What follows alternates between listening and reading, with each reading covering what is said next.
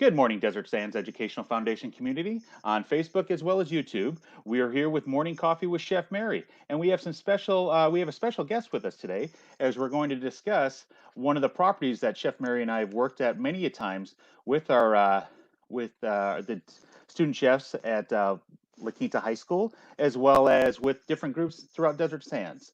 But we're going to talk to the owners of J&J Ranch. But let's go ahead and bring on Chef Mary and get this conversation started. Good morning, Chef Mary. How are you doing? Good morning, Sean. How are you? Good, good. It looks like you got a little bit different background. Where are I you am today? doing well. I have escaped from the mountain and I'm up in the high desert at 29 Palms at the Homestead Inn with my oldest friend, not by years, Jerry Hagman. Okay. Um, she has establishment here where they provide housing for the military guys, the Marines that come in for 30 to 90 days to do instructional duty or training, and it's an interim homestay for them. And they have their own little cottage, and it's really quite nice. It's sort of their home away from home, and they Oh, kind of call her mom. So she's kind of the mom to these Marines that come roaming around, anywhere from an enlisted guy up to colonels, doctors, people in the dentistry, the psychologists. We met a gal from Japan. Um, okay. but it's a nice environment. They have privacy. They have their own home. They can have parking. It's secure. So it's a nice environment. And Jerry's a sweetheart of a gal. And I did a lot of fundraising with her. They have an observatory here called Sky's the Limit. Okay. It's free to the and they do night views and day views up by the Joshua Tree National Park. Okay. So years ago, a big fundraiser to kick it off, and her and a grassroots group of guys actually got everything donated from NASA to concrete to telescopes. Incredible. If you ever get a chance to come up, it's an opportunity of a lifetime to see Mo- something out in the middle of nowhere. And their night sky is incredible. It's like you lay on the ground and the stars are like almost on top of you. Oh, I bet. It sounds amazing. And you briefly touched upon how you got to meet the owners of this property and so forth. Could you maybe in like less than a minute tell us how you guys developed your relationship over the years? Sure. We opened a bed and breakfast at Julian in the late 80s, and we just had trouble with the health department, IRS, the city, the county, because there was no rules or regulations. And even though we were grandfathered in, it wasn't Right. really an official grandfather. It was just that we'd been there for a long time. So the Southern California innkeepers had a meeting in Santa Barbara where they invited all the innkeepers from all over Southern California. And Jerry happened to be there. And we had like little round tables, so we talked, and she was trying to get the homestead open, but just having some resistance from everybody, as we all had. So she called me one day, and at that time, a lot of the B&Bs were not really legal. They were just kind of mom and pop operations, and so everybody was kind of quiet about what they were doing because they didn't want the health department coming in.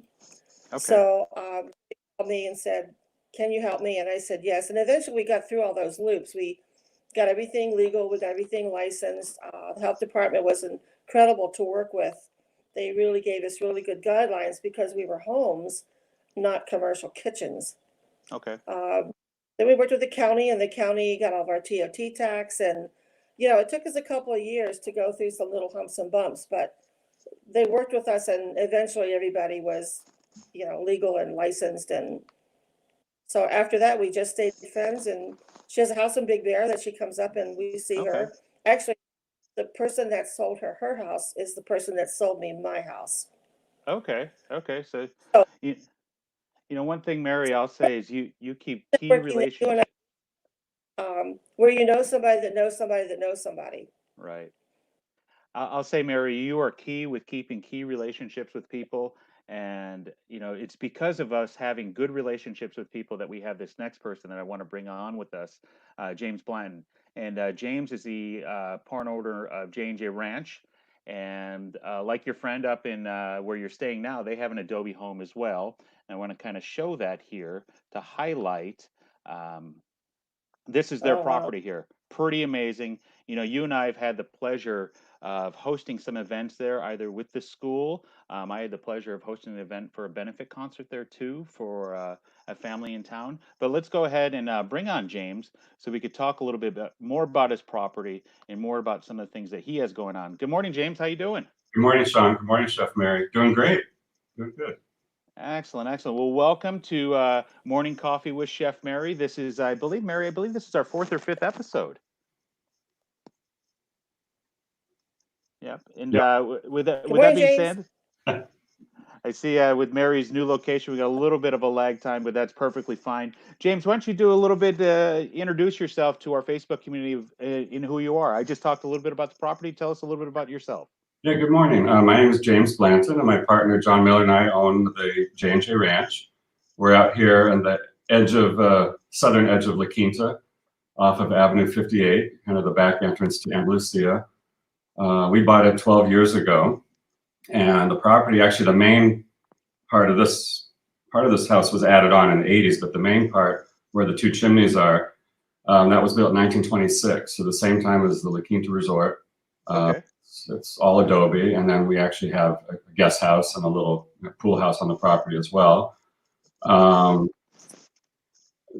house has had several owners over the years. Probably the owner who owned it the longest was Brian Ahern. He was a British actor, purchased in 1938, I believe. He and his wife Joan Fontaine, who he was married to at the time, who was also a famous actress, and her sister is Olivia de Havilland, who's still alive. They were married only 6 or 7 years, but he owned the property up until the 70s, I think. And famous actors and singers like the Marx Brothers and even royalty visited the property. Prince Rainier of Monaco and many actors and actresses over the years. So that's the history of the property. Well, actually, by myself, I'm a real estate agent as well. My partner and I have a residential real estate business here in La Quinta. Correct. And, okay. No, that the history of the property, you and I were talking briefly before we started, you know, that it's almost 100 years old. You know, we might as well say it is 100 years old. One of the oldest buildings probably in La Quinta. With that being said, that property has seen tons of things happen through, you know, history, from the Great Depression to 2 world wars to you name it. That property has lived through a ton of things, and now a pandemic here in Southern California. Right. Many earthquakes, and I mean, it was almost built right after the Spanish flu, which was what, 1918, 19. You know, so it's oh my God. And it's still standing. Yeah, exactly. It's still standing. And through the times, and you've held plenty of events, and I'm sure through the years there's been plenty of events. You talk about some of the things that you've done on the property, not just with the students, but just in general, what you guys have done. It's funny how it started was with Halloween parties, and we'd had 5 Halloween parties at our previous residence, and we came here. Of course, we had a little more room, so the parties got larger, and we started doing fundraising for each Halloween party. I think the first one was everybody brought something for a pet, for the Pet Rescue Center, and then the House of the Desert was the next year, and then we started with St. Jude's through Williams-Sonoma Pottery Barn, and then the fundraisers I think started with, and then the lady who ran Pet Rescue Center said, "Well, could we do a fundraiser here for the Pet Rescue Center?" We're like, "Yeah, I guess so." So we did that. We did La Quinta Historical Society fundraisers, and then with you guys, starting with I think 4 La Quinta High School spring socials, and it just kind of went on from there. Yeah, I can just count alone. It's just from the property, or just from the events that I've been part of at your property, James. I'll tell you, I want to say we've raised over $100,000 for all the events that we've had. So I want to just say thank you for allowing us to be on your property and allowing us to raise those funds for the schools, as well as the families that we did the private concert for too. Yes.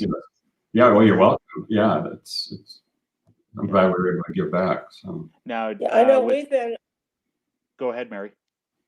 When we first met you, James and John, and we went down there for a walkthrough, you welcomed such open arms and with such gracious.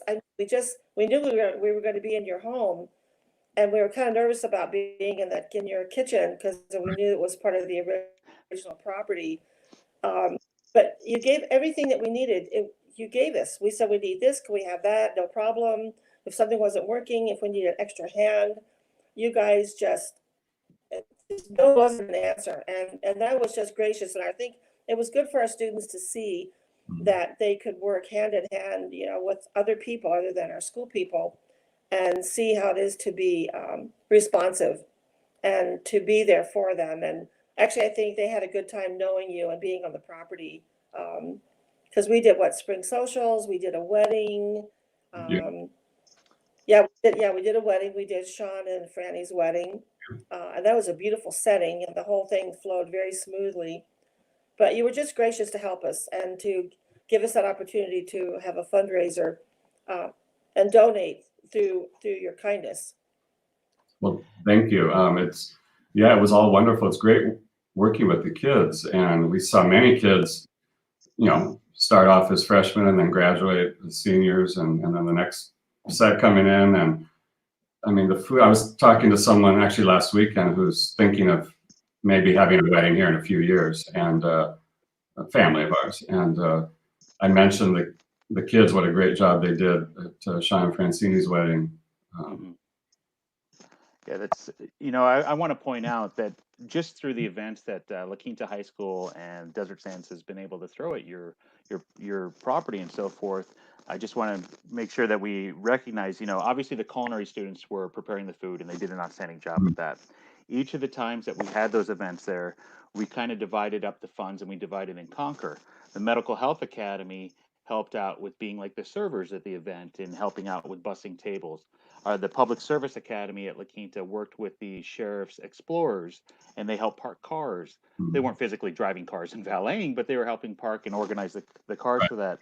And then who can forget the music that we used to have at these events too?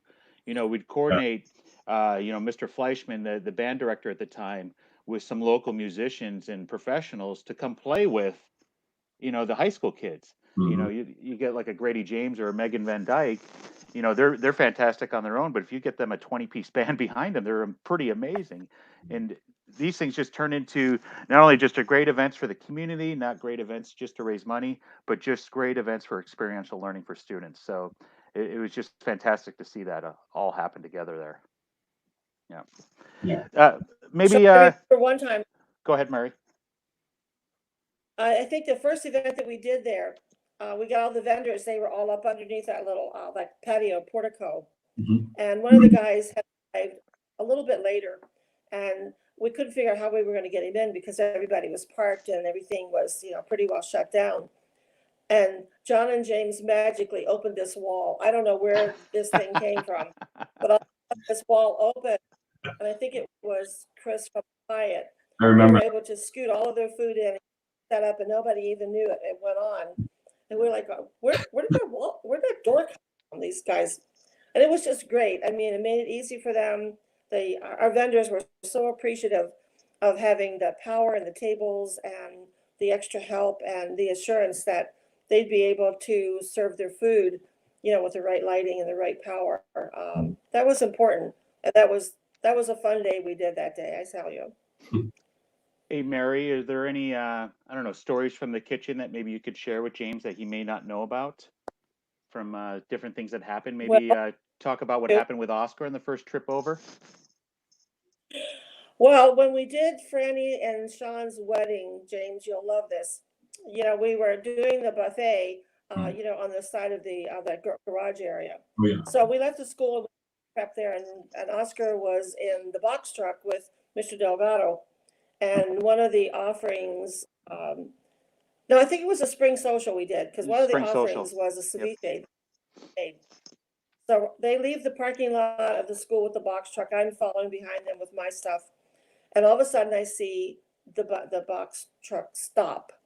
And I text Oscar and I go, Oscar, like, what's the deal? Do you need directions? He says, just keep on going. So we get down, we find that when they turn the corner, the hot box fell over in the box truck.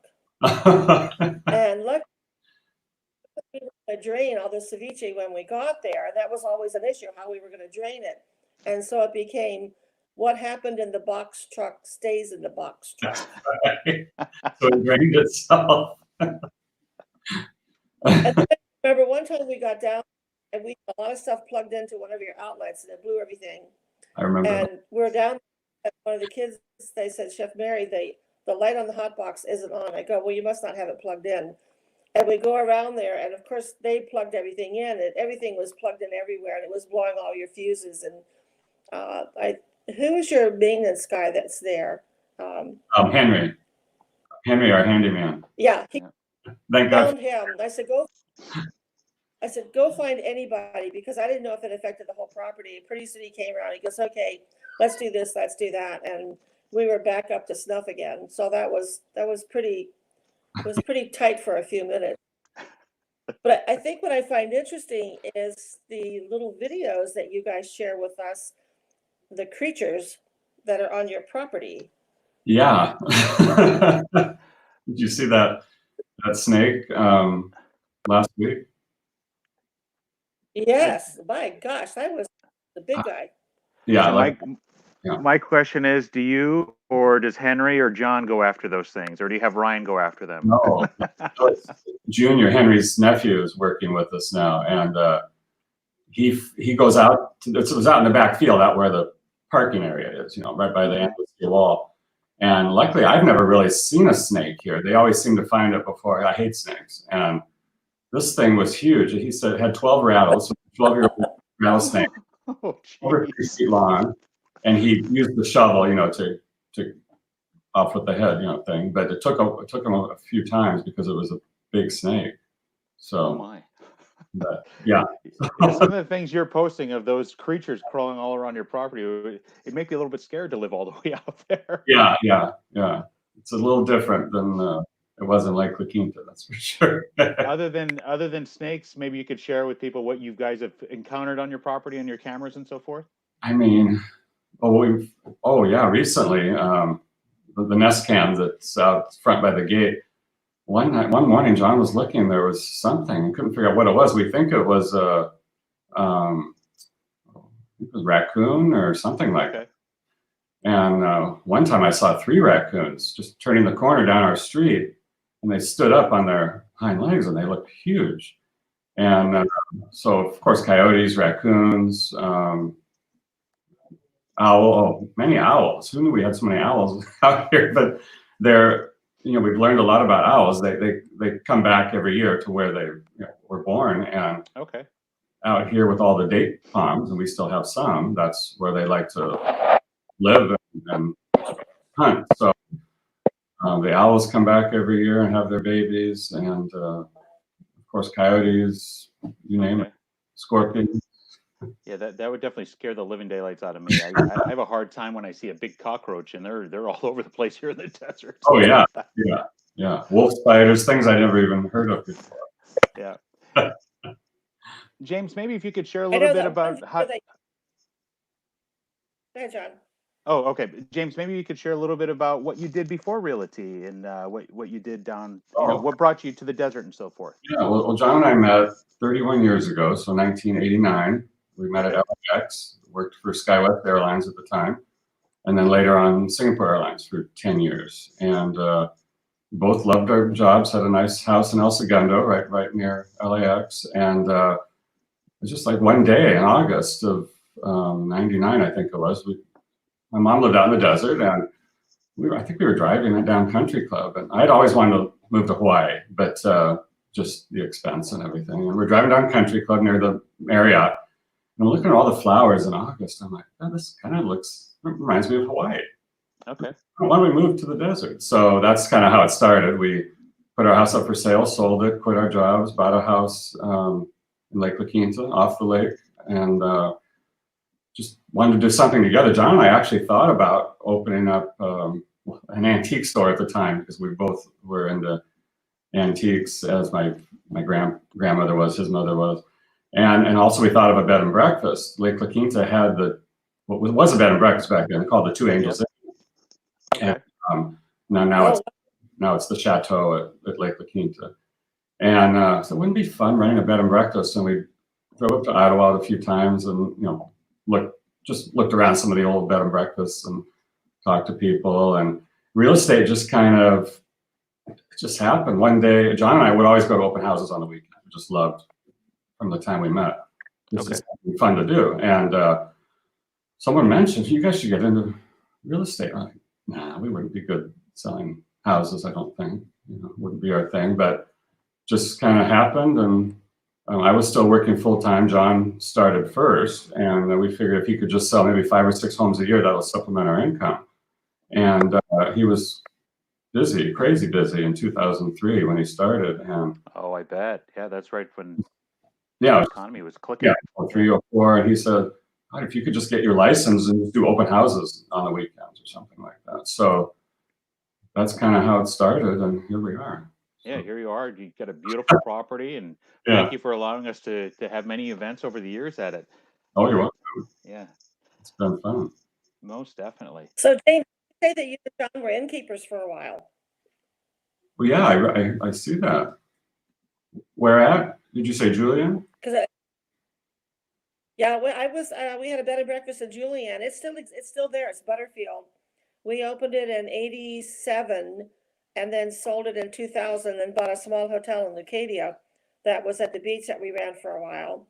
And then I opened one in Little Italy for like a year and a half for a startup, and then I managed one in La Jolla. And the same with Jerry. Jerry's owned this inn for 30 years plus, I believe.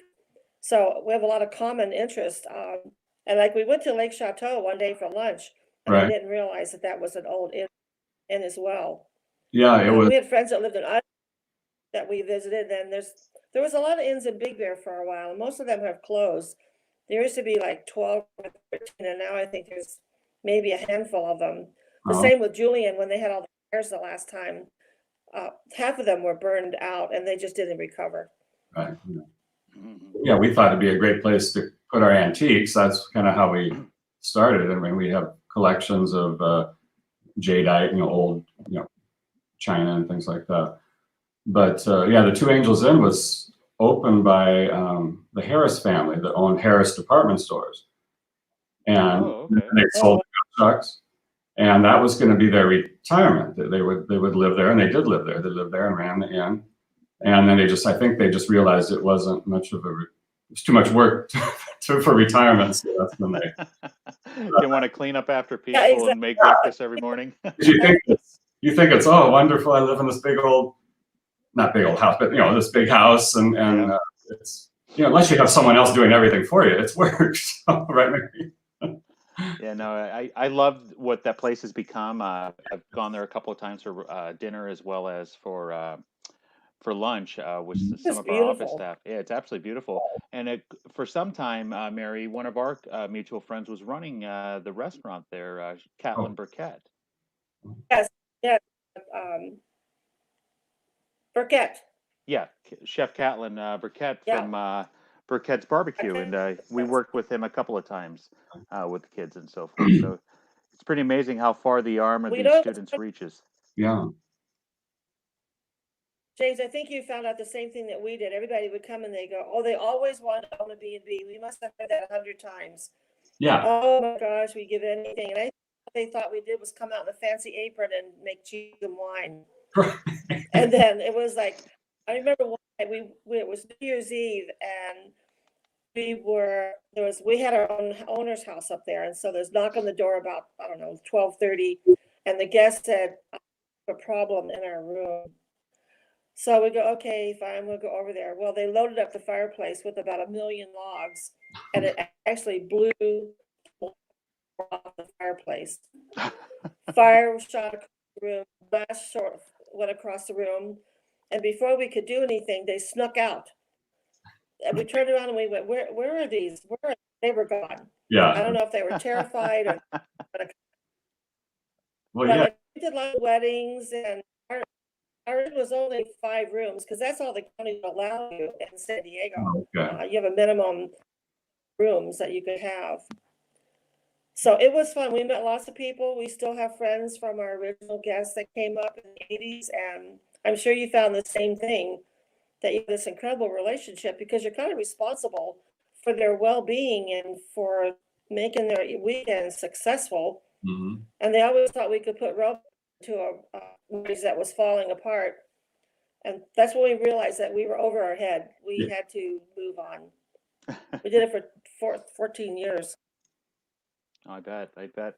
Yeah. You know, we are coming up on almost 25 minutes here, and I will share that at 9:30 I've got another broadcast where we're bringing on the communications department from Desert Sand. So I do want to kind of wrap up here.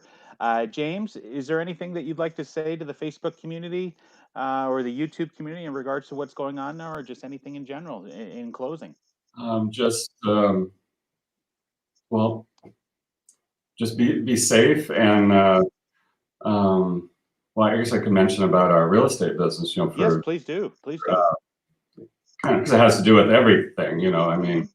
So for probably 6 weeks, nothing, no calls. March 16th through, the end of April, or the first part of May, it was dead.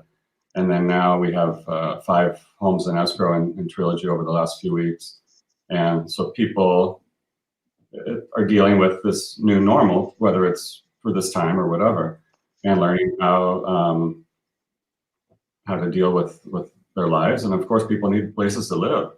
Of course. And I think it's for those of us that live out here in our resort area in the desert or Big Bear, more and more people I think are going to be moving out here, even younger people. If you can work from home, and you're versus living in an apartment in Irvine or San Jose or wherever you are, if you can work from home and be anywhere, why not move someplace like Palm Springs or La Quinta or Big Bear where you can actually afford to buy a home. So. Of course. No, what you kind of trying to close out here, but you brought up a topic, and you being a realtor, I'll bring this up. Leadership Coachella Valley. I was on a panel with them on Friday, and they were talking about homes and so forth. And the conversation with the CEO of Twitter, what he announced the other day, and what that will do to real estate. Maybe you can, maybe if you have any insight in regards to that, where the CEO of Twitter said their employees don't have to go back to the work. Right. They can work from home. What does that do to office space? What does that do to leasing? What does that do to home value? I mean, That type of thing. Anything you'd like to I chime mean, in on that? commercial, it's definitely going to Yeah. change commercial real estate, but it'll evolve into, I don't know, but it'll change. Yeah.